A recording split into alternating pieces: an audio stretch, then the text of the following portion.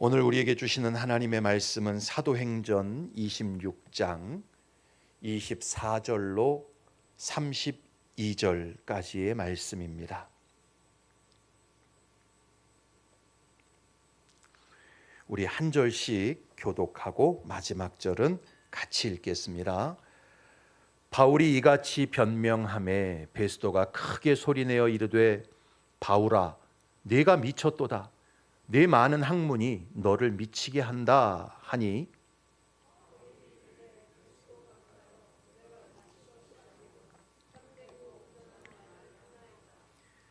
왕께서는 이 일을 아시기로 내가 왕께 담대히 말하노니 이 일에 하나라도 아시지 못함이 없는 줄 믿나이다. 이 일은 한쪽 구석에서 행한 것이 아니니이다.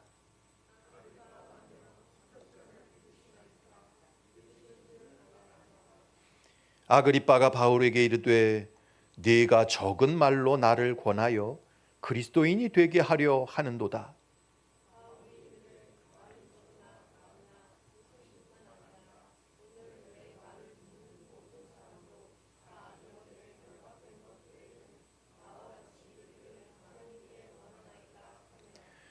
왕과 총독과 버니게와 그 함께 앉은 사람들이 다 일어나서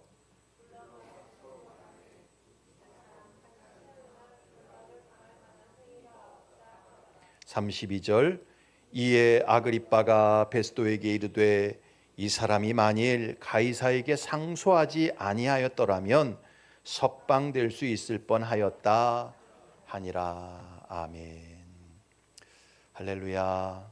오늘 수요기도에 나오신 여러분들 진심으로 환영합니다.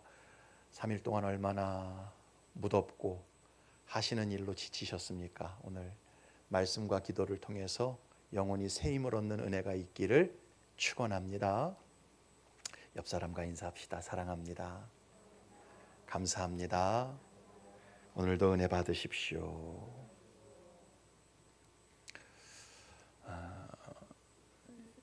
17세기 천문학자이면서 건축가였던 크리스토퍼 렌 경이라는 사람이 있었습니다.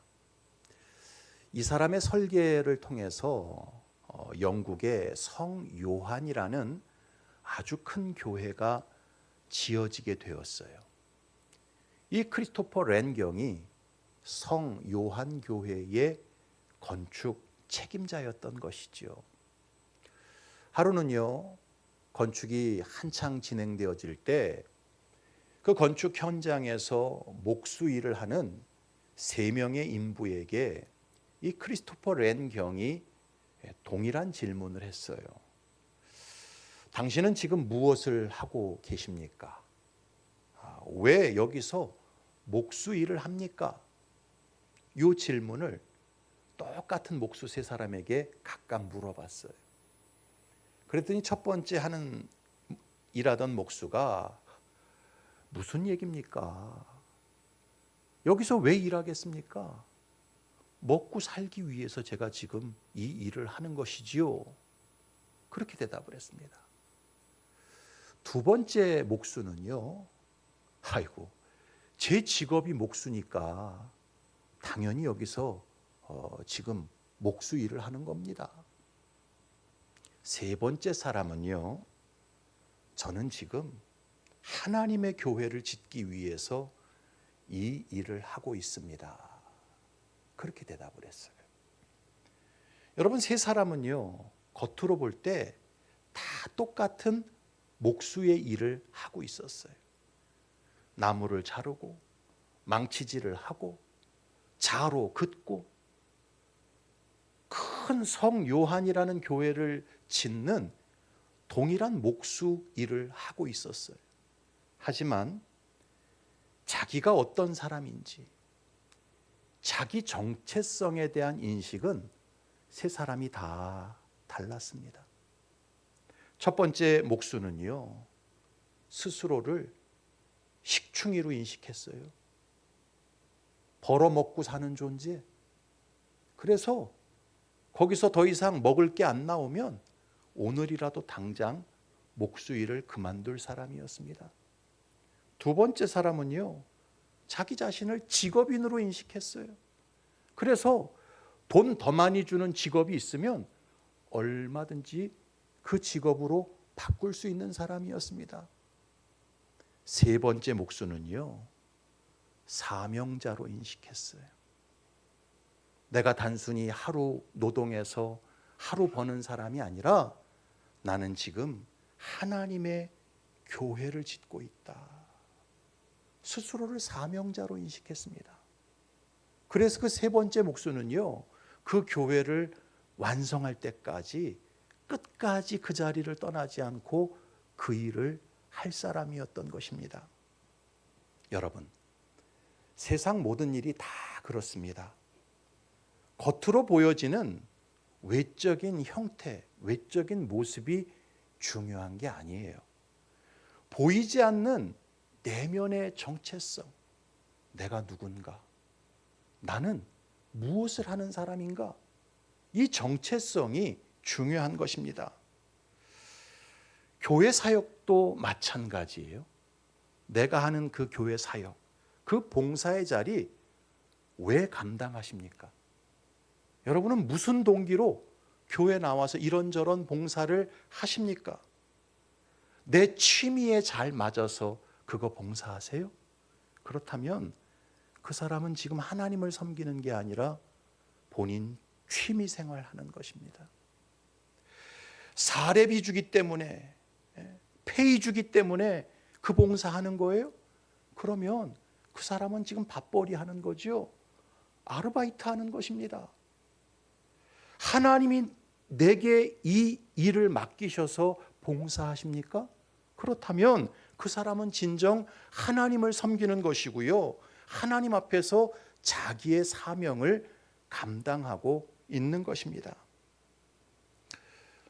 저는 2005년도에 목사 안수를 받았어요. 올해가 2026년이니까 벌써 제가 목사 안수를 받은 지도 21년이 되었네요. 제가 그 목사 안수를 받을 때 목사 안수식에서 권면의 말씀을 주셨던 목사님이 계세요. 지금은 돌아가셨어요. 저기 봉천 제1장로교회 원로 목사님이셨던 장세윤 목사님께서 제가 목사 안수식을 받는 날 권면의 말씀을 하셨습니다. 그분이 그 권면의 말씀 중에 그런 이야기를 하셨어요. 그 봉천 제1교회가요, 꽤 큰 교회거든요. 하루는 그 교회에서 사역하는 부목사 한 분이 그 장세윤 목사님을 찾아오셔서 푸념을 하더랍니다. 목사님, 새벽부터 밤늦게까지 일하고 교인들 신방하러 다니느라 눈꽃 뜰 새 없이 바쁘고 정말 힘들게 살아도 사례비가 하도 적어서 먹고 사는 게 힘듭니다. 그러면서 한마디 더 붙이더래요. 목사 신수가 버스기사 신수보다 못합니다. 그러더래요. 몇 년 전 얘기예요, 이게? 21년 전 얘기입니다. 한국교회 부목사님들 다 어렵죠. 요즘같이 믿음 떠나고 비종교 사회로 가는 작은 교회 목사들 다 어렵습니다. 없는 얘기한 건가요? 있는 얘기한 거죠. 새벽부터 밤늦게까지 교인들 신방하고 이런저런 부서 일하고 눈꽃 뜰 새 없이 바빠도 교회가 주는 사례 가지고 헌금하고 생활하면 너무 빠듯한 게 사실이죠. 그러니까 목사 신수가 버스기사 신수보다 못합니다. 그런 푸념이 나오는 거예요. 그래서 장세윤 목사님이 그랬답니다. 그 부목사에게, 목사님, 목회하는 게 너무 힘들어서 불평이 나오면 목회하시지 마시고 가서 버스기사 하십시오. 그랬답니다. 그러면서 이어서 이렇게 말을 했다 그래요. 목사는 목사가 걸어가야 할 삶의 길이 있고 버스기사는 버스기사가 걸어가야 할 삶의 길이 있습니다. 이것은 하나님께서 정하신 것입니다. 이걸 받아들여야지. 자꾸 다른 사람과 비교하기 시작하면 목회 못합니다. 목회 제대로 하려면 다른 사람과 비교하지 말고 하나님께서 나에게 주신 소명의 길을 묵묵히 걸어가야 합니다. 그러면서 저희들 보고, 목사 안수 받는 저희들 보고, 지금이라도 늦지 않았으니 자꾸 비교가 되면 세상 일 하셔라 그러시더라고요. 여러분,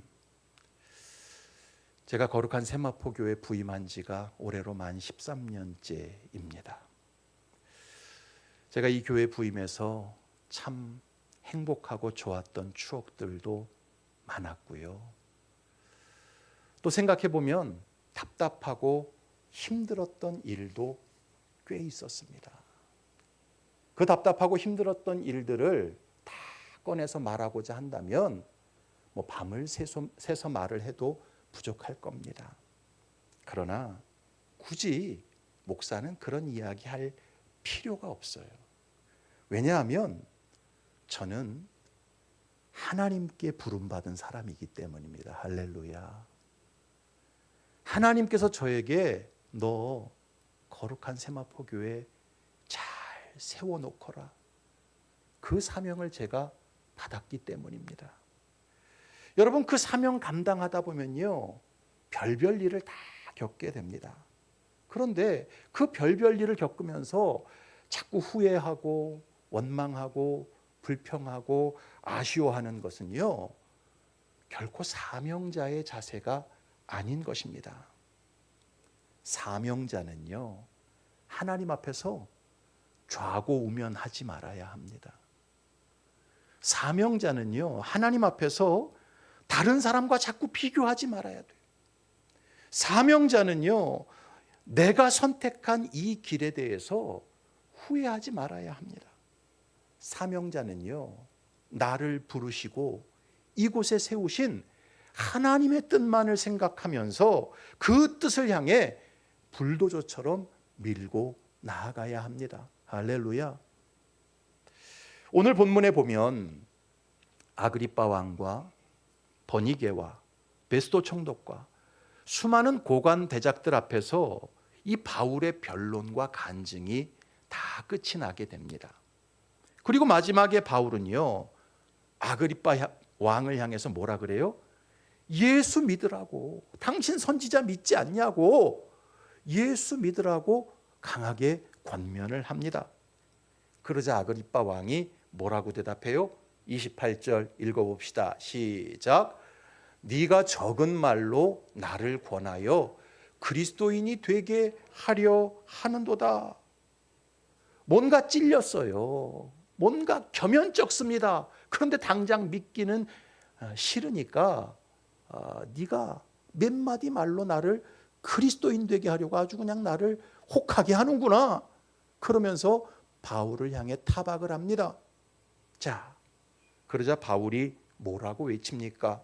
29절 같이 읽어봅시다. 시작. 바울이 이르되 말이 적으나 많으나 당신뿐만 아니라 오늘 내 말을 듣는 모든 사람도 다 이렇게 결박된 것 외에는 나와 같이 되기를 하나님께 원하나이다 하니라. 여러분, 지난번에 이 본문을 가지고 바울은 비록 지금 죄수의 신분으로 있었지만 영안이 열린 사람이라고 했지요. 바울은 현재만 보는 사람이 아니었어요. 영원한 하나님의 나라, 하나님의 세계, 하나님의 심판을 볼 줄 아는 사람이었습니다. 그래서 인생의 종국에 닥칠 심판을 바라보면서 외치는 거예요. 누구든지 예수 그리스도의 핏값으로 용서함 받지 못하고 하나님과 화목하지 못하면 자기 죄값을 걸머지고 영원한 심판과 불못에 던져질 수밖에 없다는 사실을 바울은 똑똑히 알고 보고 있었습니다. 그래서 죄수의 신분으로 착고에 매여 있는 이 모습만 빼면 다 모든 사람들이 하나님 앞에서 나와 같이 되기를 원한다라고 외쳤던 것입니다. 자, 더 이상 할 말이 없죠. 다 자신에 대해서 변론을 했고요. 자기가 어떻게 예수 그리스도에게 사로잡혀서 복음의 사도가 되었는지 다 간증했습니다. 그 모든 이야기를 들었던 그 신문 장소에 모였던 사람들이 이제 더 이상 들을 말이 없어요. 결론이 났습니다. 그래서 뿔뿔이 흩어지면서 그 신문의 내용에 대해서, 그 과정에 대해서 뭐라고 평가합니까? 오늘 본문 30절부터 32절 읽어봅시다. 시작. 왕과 총독과 번이게와 그 함께 앉은 사람들이 다 일어나서 물러가 서로 말하되 이 사람은 사형이나 결박을 당할 만한 행위가 없다 하더라. 이에 아그리빠가 베스도에게 이르되 이 사람이 만일 가이사에게 상소하지 아니하였더라면 석방될 수 있을 뻔하였다 하니라. 자, 요 구절을 현대인의 성경으로 다시 한번 읽어봅시다. 시작. 그러자 왕과 총독과 번이게와 또 함께 앉았던 사람들이 일어나 밖으로 나가면서 이 사람은 사형을 당하거나 갇힐 만한 짓은 아무것도 하지 않았다 하고 서로 말하였다. 그때 아그리빠 왕은 이 사람이 황제에게 상소만 하지 않았더라면 놓아줄 수도 있었을 텐데 하고 베스도에게 말하였다. 무슨 얘기입니까? 이구동성으로 바울은 무죄라는 거예요. 전혀 로마법에 저촉될 만한 악한 행동을 하지 않았다라는 것이지요. 따라서 바울이 자기가 가지고 있었던 그 시민권의 특권, 황제에게 상소할 수 있는 그 상소의 권한을 사용하지만 않았다면 지금 당장이라도 무죄방면할 수 있는 그런 사람이라는 거예요. 여러분, 사실 바울은요, 예루살렘에서 유대인들이 일으켰던 그 폭동 때문에 억울하게 죄수 신분이 되었고요, 무려 2년 동안 가이사랴 감옥에 갇혀 있었습니다. 전임 총독이었던 벨릭스는요, 이 바울을 붙잡아 두고요, 어떻게 하면 바울에게 좀 돈을 뜯어낼까 하는 못된 심보를 가지고요, 그 2년 동안 재판도 열지 않은 채 계속 바울을 구류해 두고 있었어요. 그러다가 새로 부임한 베스도 총독이 유대인들의 회유와 압박에 못 이겨서 재판 자리에서 바울에게 뭐라고 말합니까? 너 예루살렘에 올라가서 한번 재판 받아볼래? 그 얘기는 뭐예요? 예루살렘 올라가다가 한번 죽어볼래? 그 얘기랑 똑같은 말이잖아요. 그 말을 듣고 바울이 뭐라고 외칩니까? 내가 가이사께 상소하노라. 사도행전 25장 11절에서 그렇게 외치게 되었어요. 자, 여러분, 이제 우리가 앞으로 사도행전 27장, 28장을 통해서 계속 살펴보겠지만 바울이 가이사랴에서 로마까지 여행했던 총 거리가 얼마나 되는 줄 아세요? 무려 3,400km나 됩니다. 뱃길로 3,100km였고요. 육로로 걸어서 움직인 거리가 300km가 넘었어요. 여러분, 3,400km라고 그러니까 잘 감이 안 오잖아요. 그죠? 백두산에서 한라산까지 직선 거리가 950km예요. 그러니까 백두산에서 한라산까지 직선 거리의 3.5배의 여정을 이 바울이 가이사랴에서 로마까지 가는 그 여정입니다. 자, 그리고 그 여행 기간은 무려 7개월에서 8개월이나 걸리는, 반년 이상 걸리는 그런 여정이었어요. 우리가 잘 아는 것처럼 그렇게 배를 타고 가다가 이 바울의 일행이 유라굴로라는 광풍을 만나지 않습니까? 그 광풍으로 인해서 죽다 살아나는 그런 어려움에 처하지요. 여러분 3,400km 그리고 여행 기간이 7개월에서 8개월이었어요. 그 여행을 바울은 귀족 신분으로 종들의 수발을 받으면서 그 긴 거리와 먼 여행의 기간을 갔던 게 아니잖아요. 무슨 신분이었어요? 바울은 지금 무슨 신분이에요? 미결수. 아직 확정되지 않은 죄수의 신분으로 그 먼 거리, 그 오랜 기간을 여행해야 됐기 때문에 그 상황은 참으로 참담할 수밖에 없었습니다. 그러니 여러분 재판도 재판이지만 가이사랴에서 로마까지 가야 하는 그 여정 자체가 죽음을 각오해야 하는 험난한 여정이었던 거예요.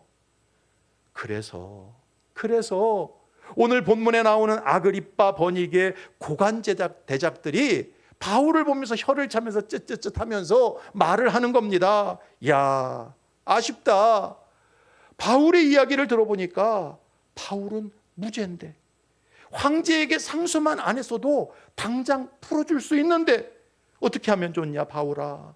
로마까지 가는 길이 보통 길이 아닌데 가다가 죽을 수도 있는데 너 참 안 됐다. 안 됐어. 오늘 본문이 바로 그 내용인 거예요. 자, 그러면 여러분 바울이 자기 이야기를 다 듣고 나아가면서 바울은 무죄다. 상소만 안 했으면 지금 당장이라도 풀어줄 수 있는 사람이다. 이런 말을 들었을 때 바울의 마음이 어땠을까요? 여러분이 바울 입장이었다면 그 소리를 들었을 때 어떤 생각이 스쳐 지나갔을까요? 아이고, 똥 밟았네. 재수원 붙었네. 이럴 줄 알았으면 상소하지 말걸. 후회하고 원망하고 불평하고 아쉬워했을까요? 바울은 절대 그러지 않았다라는 거예요. 여러분, 바울은 이미 2년 전에 유대인의 폭동으로 인해 로마군 영내에 갇혔을 때 거기서 예수님으로부터 사명을 받았어요. 예수님께서 바울에게 뭐라고 말씀하셨습니까? 사도행전 23장 11절 같이 읽습니다. 시작. 그날 밤에 주께서 바울 곁에 서서 이르시되 담대하라. 내가 예루살렘에서 나의 일을 증언한 것 같이 로마에서도 증언하여야 하리라 하시니라. 바울은 이미 자기가 예루살렘과 가이사랴를 넘어서 로마까지 가야 한다는 사실을 알고 있었어요. 바울이 투옥을 당해서 죄수의 신분으로 있는 것은 억울한 일이었지만 그 일을 통해서 하나님의 복음이 땅끝까지 선포되는 놀라운 계획을 주님께서 이미 준비하고 계셨다는 사실을 알고 있었습니다. 그래서 사람들은 로마로 가는 바울을 향해 혀를 차며 안타까워했지만 바울은 전혀 그렇게 생각하지 않았어요. 도리어 자신을 향한 하나님의 뜻이, 자신을 향한 하나님의 사명이 성취되어져 가고 있다는 사실 앞에 감사하고 기뻐했던 것입니다. 그래서 이제 사도행전 27장부터 사도 바울은 로마로 향하는 배를 향해 당당히 나아갔던 것입니다. 여러분, 이런 바울의 모습을 보면서 사명자의 자세가 무엇인지 오늘 이 시대를 살아가는 성도들은요 깊이 깨달아야 합니다. 사명자는요 조금 기분이 나쁘다고 해서 자기에게 주어진 일을 내팽개치지 않습니다. 사명자는요 조금 손해보는 것 같다고 해서 자기에게 맡겨진 일을 그냥 철회해버리지 않아요. 사명자는요 조금 어렵고 불편하다고 해서 자기에게 위임된 일을 그냥 포기하지 않습니다. 사명자는 비록 기분이 나쁘고 손해를 보고 어렵고 불편한 상황이 벌어진다 할지라도 나를 구원하시기 위해 끝까지 십자가 지신 예수 그리스도를 바라보면서 감사와 기쁨으로 내게 주어진 일을 끝까지 감당합니다. 할렐루야. 여러분, 이것이 바로 사명자의 자세예요. 사명자는요, 다른 거 생각하지 않아요. 나를 향하신 주님의 뜻, 할렐루야. 나를 이곳에 있게 하신 하나님의 목적, 그거 한 가지만 붙잡고 인내하며 그 길을 걸어가는 거예요. 여러분, 20세기의 가장 유명한 부흥사 하면 누구를 꼽을 수 있습니까? 예? 빌리 그레암 목사님을 뽑죠. 빌리 그레암 목사님은요, 1948년에 첫 집회를 시작해서 2005년까지 무려 58년을 하나님의 말씀을 선포하며 대규모 군중 집회를 하면서 부흥의 불씨를 당겼던, 정말 한 시대를 하나님께서 사용했던 부흥사였어요. 여러분, 이 빌리 그레암 목사님이 1973년도 여의도 빌리 그레암 집회에도 오셨었잖아요. 그때 우리나라에서도 320만 명이 여의도 그 허허벌판에 모여서 말씀을 들었다고 합니다. 그런 4박 5일 그런 대형 집회를 이 빌리 그레암 목사님이 그 58년 동안 몇 번이나 하셨는 줄 아세요? 총 417번을 했어요. 그렇게 417번 대형 집회를 58년 동안 하면서 집회 때마다 수십 명, 수백 명, 수천 명이 일어나서 예수 그리스도를 구주로 영접하고 결신 카드를 쓰고 주님께로 돌아왔어요. 정말 빌리 그레암 목사님이 가는 곳마다 그냥 추수하듯이 주께로 회심하는 사람들이 몰려들었지요. 그 자료에 의하면 이 빌리 그레암 목사님을 통해서 설교를 들은 사람이 20억 명이고, 그 빌리 그레암 목사님을 통해서 결신 카드를 써서 그 결신 카드를 직접 확인한 숫자가 320만 장이었다고 합니다. 자, 그런데요, 그렇게 엄청난 부흥 집회를 하시고 돌아다녔던 빌리 그레암 목사님과 평생 동역했던 레이튼 포드라는 목사님이 계셨어요. 그 옆에서 동역자로 함께 섬겼던 분이지요. 레이튼 포드 목사님입니다. 그 목사님이 쓴 책 중에 사귀는 전도, 나누는 전도라는 책이 있어요. 그 책에서 이 레이튼 포드 목사님이 경험했던 일을 하나 거기에 기록해 놓았습니다. 한 번은요, 이 레이튼 포드 목사님이 그 성도들과 함께 서아프리카에 있는 지금의 세네갈입니다. 다카르 공항을 경유하게 되었어요. 어떤 일이 있어서 여러 성도들과 함께 비행기를 타고 가다가 서부 아프리카 세네갈에 있는 다카르 공항에 잠시 경유를 하게 되었던 거예요. 여러분, 경유는 바로 버스를 바꿔 타듯이 그렇게 경유가 되는 게 아니잖아요. 공항에서 길게는 15시간을 있는 경우도 있고, 이 경유하는 시간이 짧기도 하지만 길게 있는 경우도 있단 말이죠. 레이튼 포드 목사님이요, 그때 경유하는 시간이 꽤 길었답니다. 그래서 거기 세네갈 다카르 공항 근처에서 10년 넘게 무슬림을 상대로 선교 사역을 하시는 선교사님을 만나기로 해서 같이 이런저런 대화도 나누고 격려도 하고 그런 시간을 갖게 된 거예요. 자, 그 자리에 이 레이튼 포드 목사님과 선교사님과 성도들이 함께 있었습니다. 이런저런 이야기를 나누는 중에 그 일행 중에 성도 하나가 그 선교사님에게 물었답니다.